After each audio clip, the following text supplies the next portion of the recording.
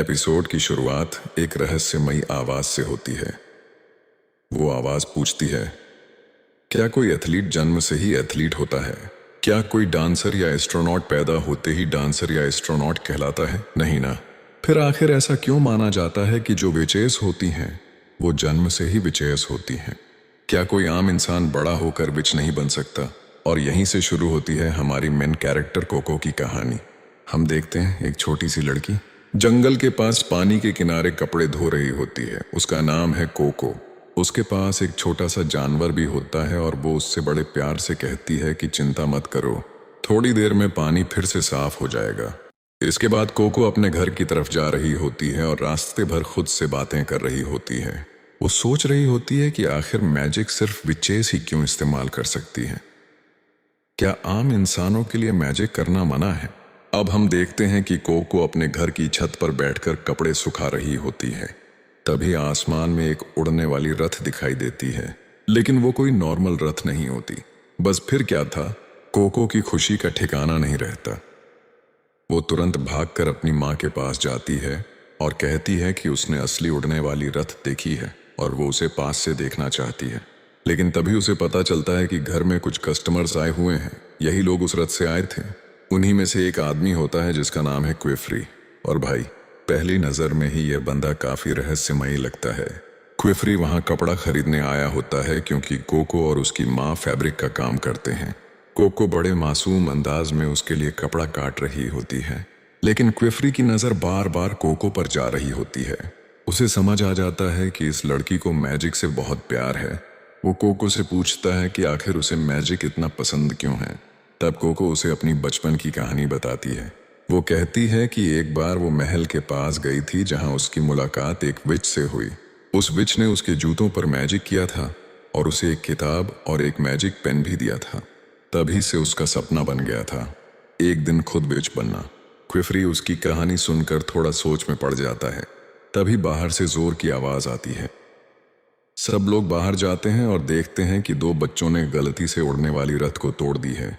वहां मौजूद औरतें काफी गुस्सा हो जाती हैं क्योंकि अब वो घर कैसे जाएंगी। लेकिन क्विफरी शांत रहता है। वो कहता है कि चिंता मत करो, वो सब ठीक कर देगा। फिर वो टूटे हुए पहिए को लेकर एक कमरे में चला जाता है और कोको से कहता है कि जब तक वो अंदर है कोई भी कमरे में नहीं आएगा। कोको प्रॉमिस कर देती है। लेकिन भाई, इंसान की सबसे बड़ी कमजोरी क्या होती है? जिज्ञासा। कोको का मन बार बार यही सोच रहा होता है कि आखिर क्विफरी मैजिक कैसे करता है। तभी वो उन दोनों बच्चों को देखती है जो खुद भी अंदर झांकना चाहते हैं। अब कोको भी खुद को रोक नहीं पाती। वो छत पर चढ़ती है लेकिन वहां से कुछ दिखाई नहीं देता। फिर नीचे आते वक्त उसे दीवार में एक छोटी सी दरार दिखती है। और भाई, यही वो पल है जहां पूरी कहानी बदल जाती है। कोको उस दरार से अंदर झांकती है और जो चीज वो देखती है उसे देखकर वो पूरी तरह हैरान रह जाती है, क्योंकि क्विफरी मैजिक बोलकर नहीं कर रहा होता, वो मैजिक को ड्रॉ कर रहा होता है।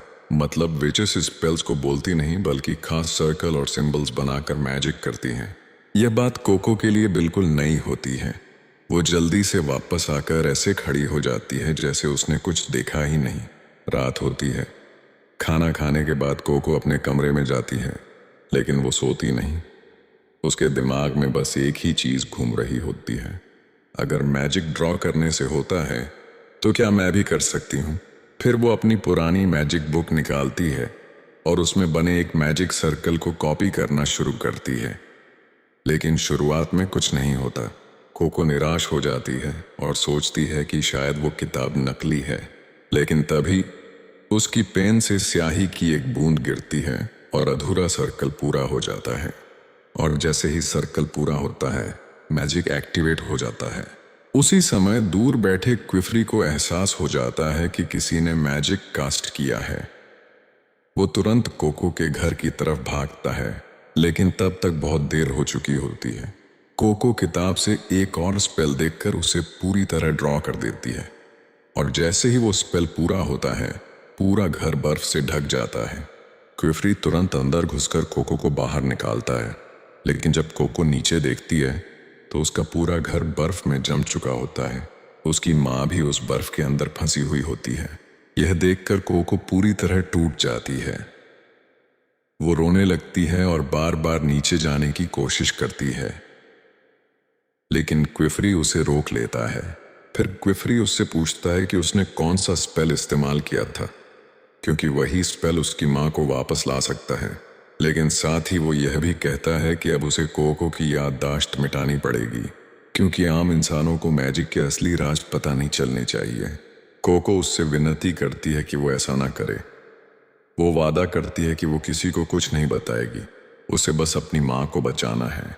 क्विफरी कुछ देर सोचता है और फिर फैसला करता है कि वो कोको की मेमोरी नहीं मिटाएगा। और फिर वो एक ऐसी बात कहता है जो पूरी कहानी बदल देती है। वो कहता है, आज तक तुम एक सामान्य इंसान थी, लेकिन अब से तुम एक विच हो। और भाई, यहीं पर एपिसोड खत्म होता है और सच में ऐसा एंडिंग देता है कि अगले एपिसोड को तुरंत देखने का मन करता है।